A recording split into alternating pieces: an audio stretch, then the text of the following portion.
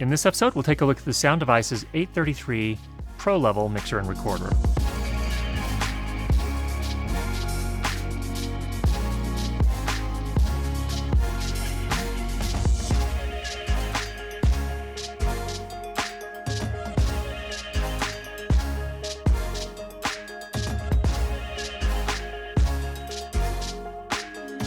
The goal of this video is twofold. Number one, I've had a question come to me several times. Should I buy a MixPre II or a Sound Devices 833? Let's answer that one first. And then the second question we're going to look at is what's new on the 833 versus the previous generation's 633 mixer recorder. So those are pro-level recorders that are made for production sound mixers for film and video. And we'll come back to that second question. First question, the MixPre is really designed for indie film recording, sound designers that are recording sound effects, small budget film, and beginning production sound mixers who cannot really afford the 833 or the Scorpio. Now, it's not just a matter of being able to afford it, it's really a feature set that fits those particular requirements. So the 833 and the 633 are really pretty sophisticated devices, and it takes a fair bit of knowledge and skill to run them. So if you are starting out, it really seems to me that a MixPre is a better fit. Now, I also included beginning production sound mixers in that category for the MixPre.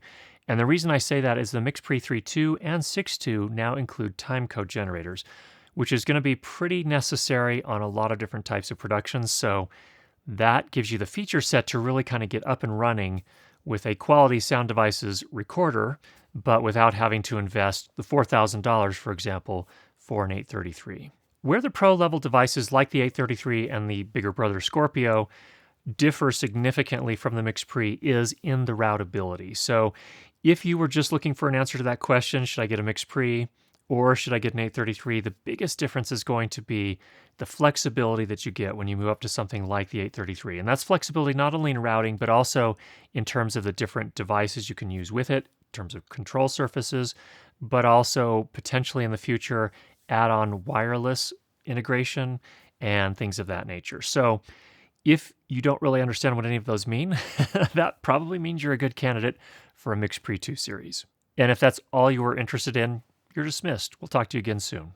Now, for those who are interested in a lot more detail about the 833, how it differs from the 633, and really what these pro features are, if you're just looking for education, let's dive into that. As I mentioned before, the 833, like the Scorpio, its bigger brother, is fully routable. And what that means in practical terms is that you now have 4 mix buses.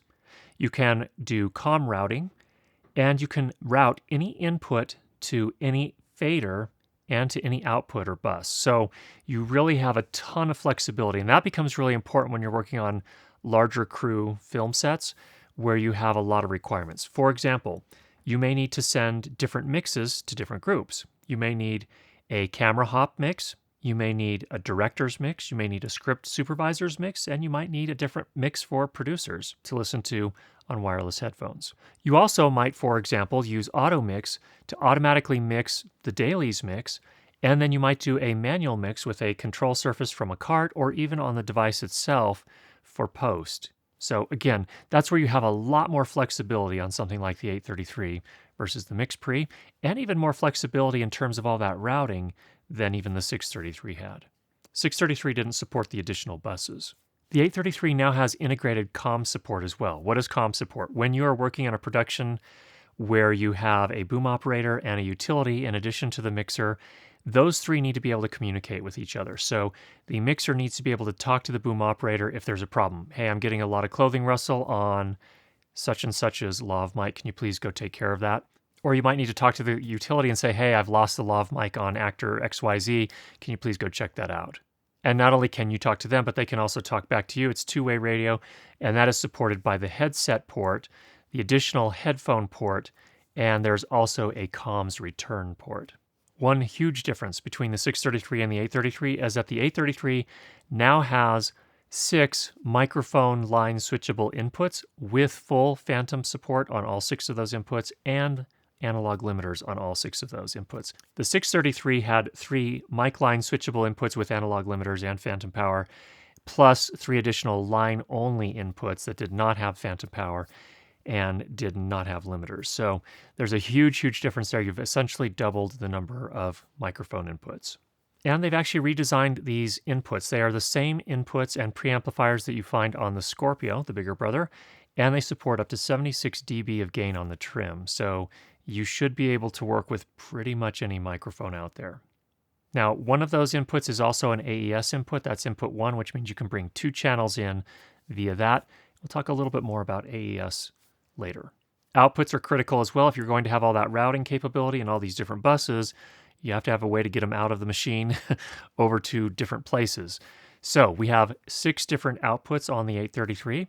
There are 2 balanced outputs on standard XLR, and then there are 2 additional outputs on TA3s, so mini XLR, and then there's also a stereo mini jack or 3.5 millimeter TRS output that's unbalanced, so if you need to send an additional thing out, you've got another option there as well.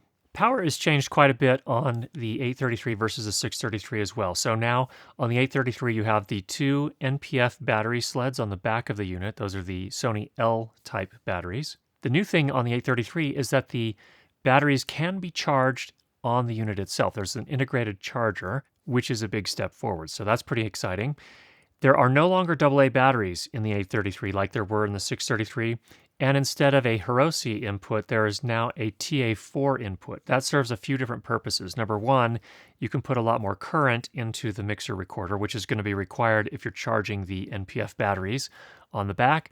But it also allows you to transmit telemetry from smart batteries. So they can tell you a little bit more information than just their voltage. So you can keep an eye on things and have a little bit more information and perhaps a little bit more warning as you near the end of the battery cycle.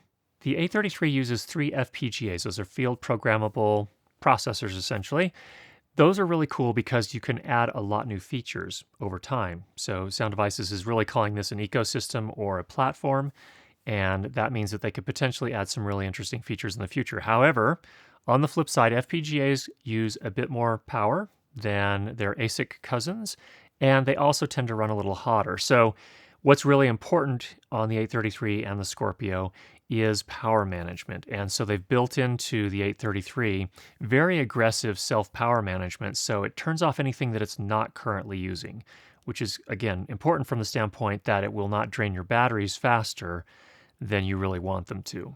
For control surface support, there are a few different stories here, and actually some late-breaking story. We're recording this in October 2019, and just today, Sound Devices announced that there is going to be support in a future firmware update for the CL12. So for those that are familiar with the Sound Devices CL12 linear fader control surface, that will be supported. It's actually a discontinued unit, but if you already have one or you found one on the used market, it will work with the 833 and the Scorpio.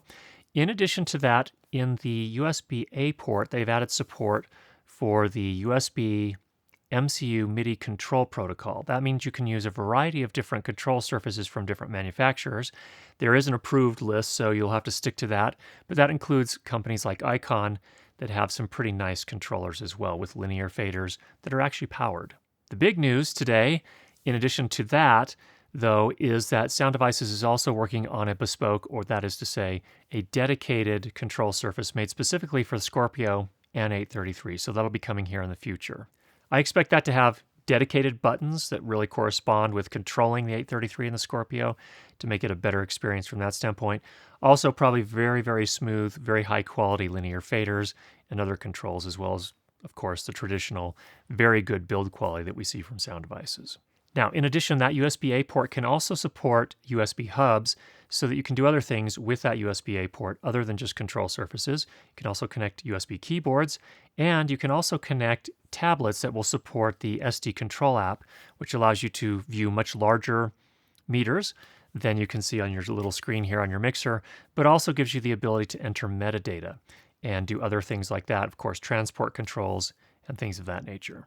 Currently, that app, while we're on the topic of apps, is supported on Android, and they are also working on an iOS version. Now, right now, as of today, October 2019, you have to connect the tablet via USB-A. In the future, you'll be able to connect via Bluetooth, and while we're on the topic of Bluetooth, there is an SMA connector on the side here that allows you to connect a Bluetooth antenna. Back to USB ports, there are two USB ports. We already talked about the USB-A port. There's also a USB-C port, and the purpose of the USB-C port is to transfer files from the internal SSD to your computer. And that does it, of course, at very high speed, so that's a nice addition there. Back to storage. We're jumping all over the place. There is an internal 256 gigabyte SSD drive inside the 833, and in addition to that, there are two SD card slots, which can support up to SDXC cards, which means you can store a whole lot of information there as well. So you have a variety of different options, 3 different places you can record, and those are all fully routable. You can decide what gets recorded to each one, and you can record different things to each one as well. So not only can you have redundancy, but you can also record different things. So if you have maybe a dailies that you need to deliver plus a post delivery, you can do those on separate SD cards. If you remember back to the 633, we were talking about a single SD card plus a single CF card.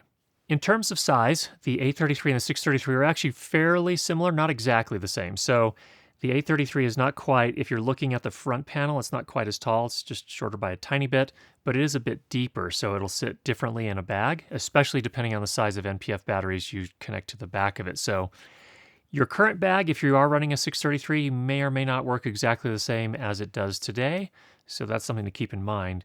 But overall, the dimensions are pretty similar. There is also a hidden compartment on the top, which a lot of people have noticed. That's very similar to the same thing that we see on the Scorpio and the 688, which allows you to connect the SL6, which is a slot-in wireless sort of rack that you can put in your bag that will allow you to slot in 3 different wireless receivers, dual-channel receivers, meaning you can get 6 channels of wireless into your Scorpio or 688. Now, Sound Devices is not supporting the SL6 for the 833. However, with that same port up there, it looks like they're probably working on something else that will at least have 2 slots, which means 4 channels of wireless. I'm extrapolating here. I don't have any inside information, but it's looking like they're working on something like that, which will be really, really nice. One thing that's really nice is that they've made more efficient use of the limited space on the front of the unit. So whereas before you had those pan knobs, which I basically never used, those have now become channel trim knobs instead, which is, I think, really useful. Much better use of those, especially now that they are mic line switchable inputs. So you no longer have dedicated pan controls on the front of the unit, but now they are trim controls instead. Again, I think that's a nice move, at least for my workflow. That makes a lot more sense than having dedicated pan controls. In addition to that, there are ring LEDs around each of the trim knobs, plus around the transport joystick. Now, to some people, this may seem like kind of a gimmick, but I actually find it super useful because it gives you the status of each of your inputs. You know if you're getting any sort of signal into each of the inputs because it'll flash. It also gives you a good sense for how hot that signal is coming in. So if you start seeing something flash in yellow or orange, you know you probably need to take a look at that channel and do a little something. And also the LED around the transport joystick is really helpful because you know the exact status of the unit itself. So they don't have to take up real estate on the screen to communicate some of the information that's critical to know all the time. New for the 833 is that there are 3-band parametric equalizers for each input channel, which is really nice if you need to kind of fine-tune the sound coming in. One problem with the older generation recorders was that they were limited to 4 gigabyte file sizes. The nice thing about Scorpio and the 833 is that they now support exFAT file system and RF64 wave format files, so that you're no longer limited to 4 gigabytes. In fact, you can go all the way up to 16 exabytes. Now, what that means in practical terms for us today in 2019 is that your file can fill up the entire drive or the entire SD card media without breaking it into multiple files if you're doing one huge long take. So that's a really nice feature. It was always a little bit of a pain in post to kind of string those together. It was doable, of course, but this makes it a lot easier. As for the screen looks like it's about the same size as the 633. However, it is noticeably higher resolution and noticeably brighter. So it's a little bit easier on the eyes, and it makes it easier to accomplish all the things you need to. As I mentioned before, there is a new app for the 833 and the Scorpio called SD Control. Currently runs on Android, and currently you do have to have the tablet connected via USB to the 833 or the Scorpio to make it work. However, it will be supported via Bluetooth in the future. And as I mentioned before, they are working on an iOS version.